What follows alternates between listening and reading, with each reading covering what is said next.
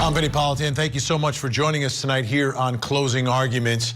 And for those of you who watch us night in and night out, or have been following Court TV and the big trials that we've been covering, there has really been, in the past couple of years, just a string of high-profile cases and deaths where we have learned a lot more. And it began, right, with the death of George Floyd. We saw a video. Then we watched the trial here on Court TV. And a trial, as I always say, a search for the truth. You get to hear from the witnesses, the cross-examination, all of the evidence, the forensics, the experts, everything. And by the end of the trial, whether you agree or disagree with the verdict, at least you have a better idea of exactly what happened and why it happened. Same with the death of Ahmaud Arbery in South Georgia. We saw a videotape, then we had a trial here on Court TV. We heard the evidence. We actually heard from the defendant in that case testify. And whether you agree or disagree with the verdicts in that case, I think we all really understand and have a better concept for what happened in South Georgia and how and why Ahmaud Arbery died. Daunte Wright, also in Minnesota, Kim Potter, the officer whose weapon she discharged, shot him. It was on video. We had a trial. We learned more. Kyle Rittenhouse, a case that divided the nation. And people saw a video and people, came to conclusions. Then we had a trial.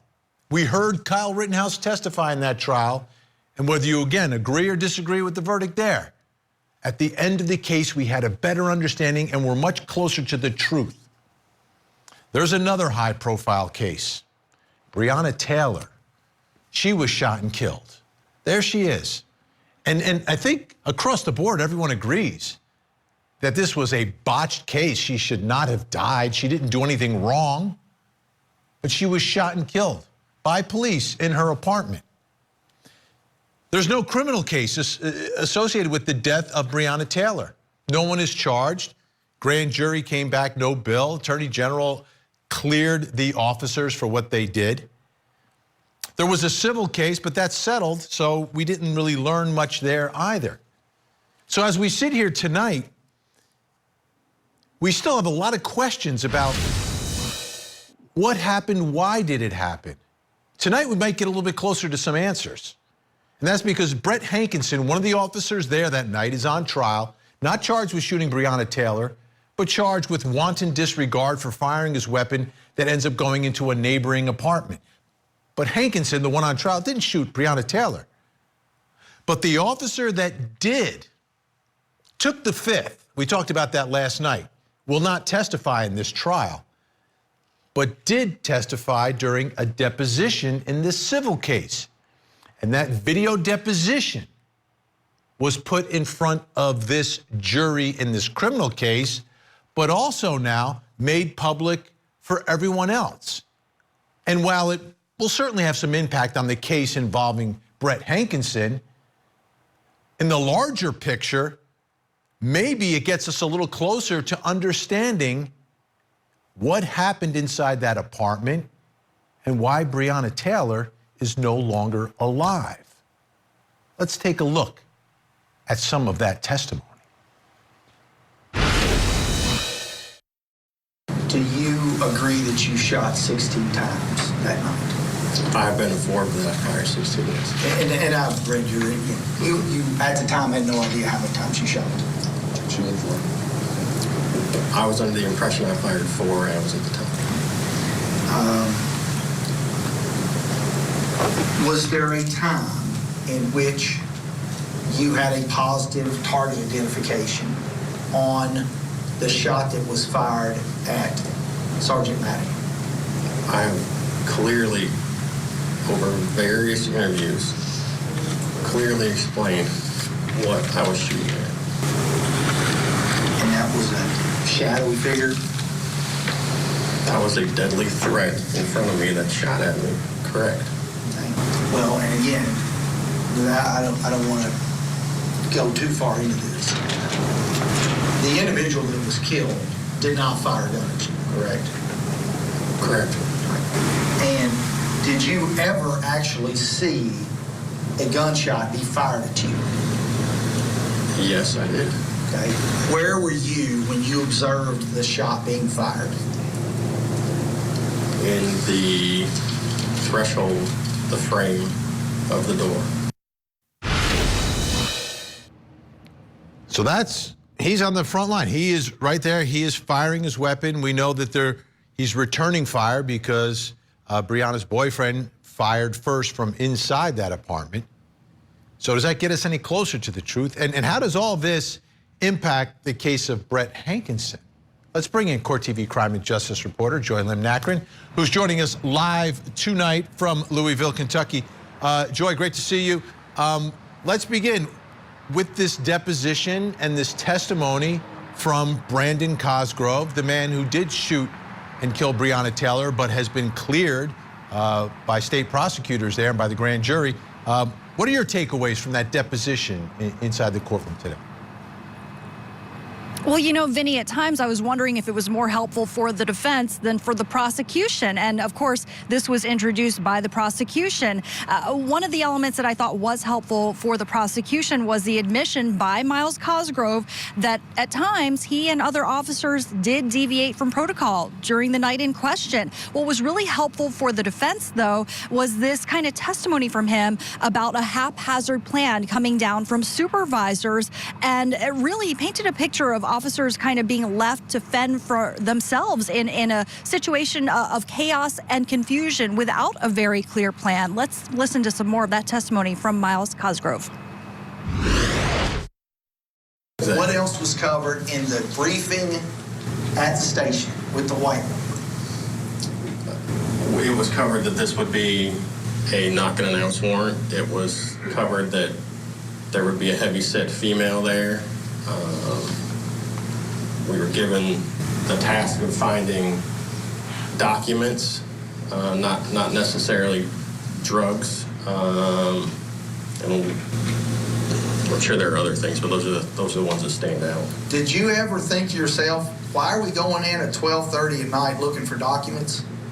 No, that is all.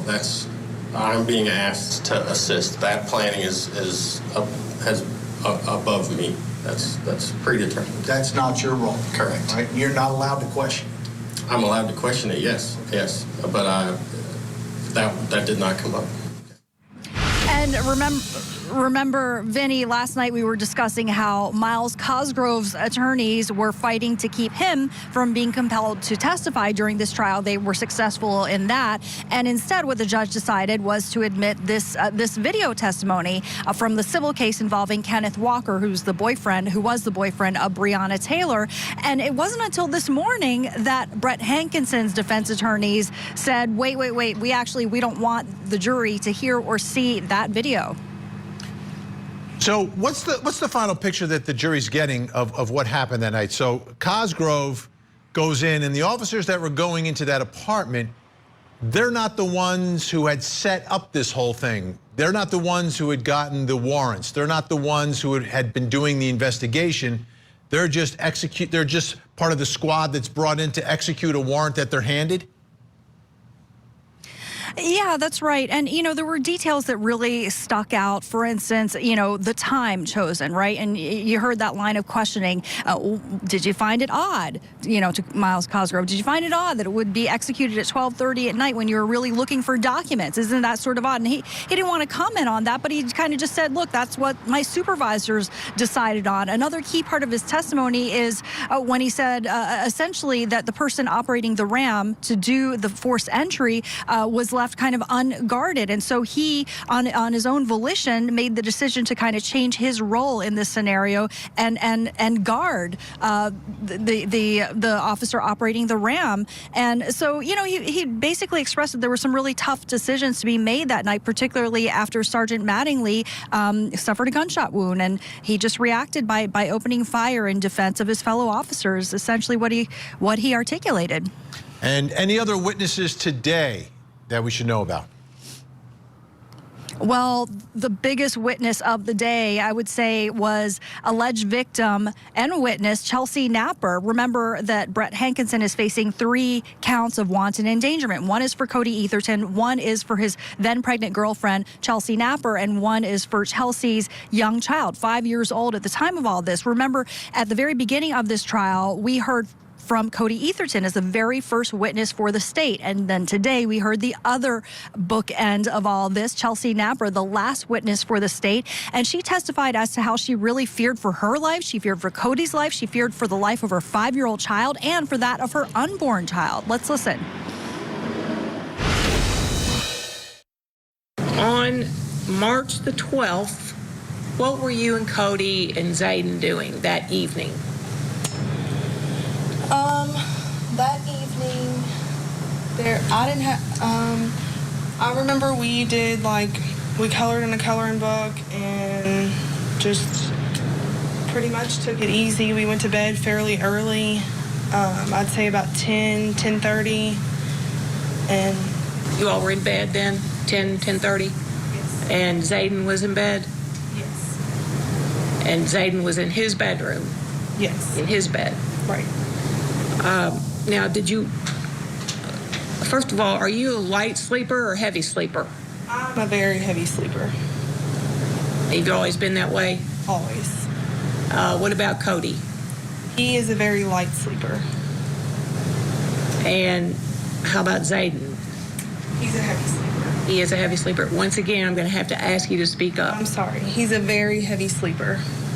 So were you all asleep after you went to bed about 10, you said, and were you asleep? Yes. What happened that woke you up? About 12:40-ish, I feel like me and Cody both jumped out of bed at the same time. It was extremely loud. It felt like, I don't know, somebody set off a bomb or something. Can't imagine what that night was like. You got your little child with you. Let's bring in our think tank. Joining us tonight in Atlanta, Georgia, criminal defense attorney, former federal prosecutor, and law professor at Texas Southern University, Michael Sterling. In Palm Springs, California, trial attorney Ann Bremner. And in West Palm Beach, Florida, former police lieutenant and trial attorney Rick King. Welcome all. Rick, former police lieutenant, let me start with you. We heard from Miles Cosgrove, the man who shot and killed Breonna Taylor. What did you hear from him? What does that answer questions that you have? Do you understand what happened that day, and what are your thoughts about it? Yes. So I understand to the extent that, and I guess for the purposes of this question, I'm going to take off my criminal defense lawyer hat and put back on my police officer hat. And I can tell you from what he said it's very accurate as to how these situations generally develop. There is a SWAT team that executes the warrants. Possibly from time to time, there'll be somebody on that SWAT team who is a member of a part of the investigation. But by and large, that SWAT team has nothing to do with the time you execute the warrant and the manner with which it's executed, other than they know how they're going to do their entry. You know, that's the entry and securing of the residence is to the SWAT team, the time, what we're searching for, those things. And typically SWAT teams don't search. They open the door, they lock the people down, and then the investigators come in and do their job. And it's not uncommon to execute a search warrant for any reason at 12:30, whether it be documents or whatever. That's not really uncommon. I would say typically when I work, because I for the majority of the time that I was a police officer, I worked in narcotics.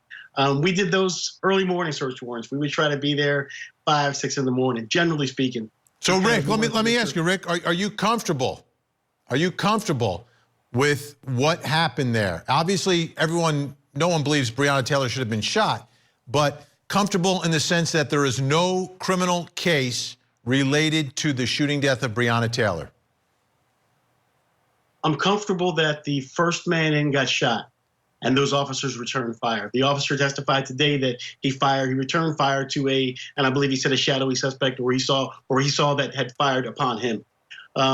You have a certain amount of responsibility to know what your backdrop is. And to that extent, there might be some culpability, but I would need to know much more than what happened right there in the pre-planning, stages of this. The errant fire from the Officer Hankison who's on trial, that's an entirely different story. Entirely different. Tonight, I want to focus on Breonna Taylor, because we've covered all these other stories. We've had criminal cases. We've gotten much closer to understanding it. Michael Sterling, how do you feel tonight, based upon what Miles Cosgrove said in that deposition and what we are learning about how and why Breonna Taylor was shot? I'm disturbed, Vinny. I'm obviously disturbed. Someone should be held responsible for what happened to Breonna Taylor criminally. Should it be the man we heard testify? Here's my question. Should it be the man we just heard testify in that deposition? Well, I don't believe a thing he says, because he says that he shot 4 times and we know he shot 16. So it's hard for me to believe anything Hankison says when I know. That's not Hankison. That's Cosgrove. That's Miles Cosgrove. That's the man who shot Breonna Taylor. I got it, Vinny. It's hard for me to believe anything Cosgrove says, because we know that he shot 16 times when he said that he shot 4 times. So it's hard for me to believe that you don't remember pulling the trigger 12 more times other than 4 times. If I go to the shooting range right now or anytime, you're gonna remember shooting 16 times as opposed to 4. If it was 6 and he said I shot 4, maybe I would understand, but 16 times as opposed to 4, I don't understand it at all. But Vinny, let me say this. We've covered cases here on Court TV where parents are held responsible for children without knowing what they might do or anything. And we talked about the due process here. If your supervisor sends you into a situation and what he describes is it's chaos, we don't know what we're doing, it's 12 o'clock at night, there's all sorts of things going on. And as you described it earlier, Vinny, he says that, it really was our supervisors. We don't really know what's going on. Someone should be held criminally liable for what happened to Breonna Taylor. There should be some vicarious liability, some criminal responsibility, whether it's negligent homicide, manslaughter. But if you're going to send officers in like that and you're not preparing them, there should be some type of responsibility, right, for those individuals being sent into a situation, guns loaded, executing a search warrant after midnight to look for documents. To me, Vinny, it just doesn't make sense that there's no criminal responsibility, that the responsibility, whether it's the individuals who executed the search warrant and they say we don't know anything about it, we're just doing what we're told, or the supervisors who sent them into that precarious predicament in the dark of night, totally and fully unprepared. Someone should be held criminally responsible, because it makes no sense to me that no one is being held responsible for the shooting death of an innocent young lady. And excuse me, and I apologize. I got to correct you on something, my friend. That first of all, I've probably worked as a lawyer for the police unions, and I'm sure Ann has as well, worked numerous police officer involved shootings. And here's what I can tell you. 90% of the time, the officer has no idea how many rounds he fired. So whether he emptied a magazine or fired 2, he doesn't recall. I have some officers empty, reload, and continue to fire, and they didn't know how many they fired. They thought they fired a couple of times. So that adrenaline that kicks in when you're in a gunfight, most times, you're not going to remember that. But most important is this, and while there is, listen, and my heart goes out to the family of Breonna Taylor, and I certainly do not want to come off as being unsympathetic to that family or what they're going through. But I will tell you that the police officers were there for a valid search warrant, and I know that it had something to do with drugs. And they went to the house like hundreds of other search warrants that I've been to and that I've participated in, that I've written myself.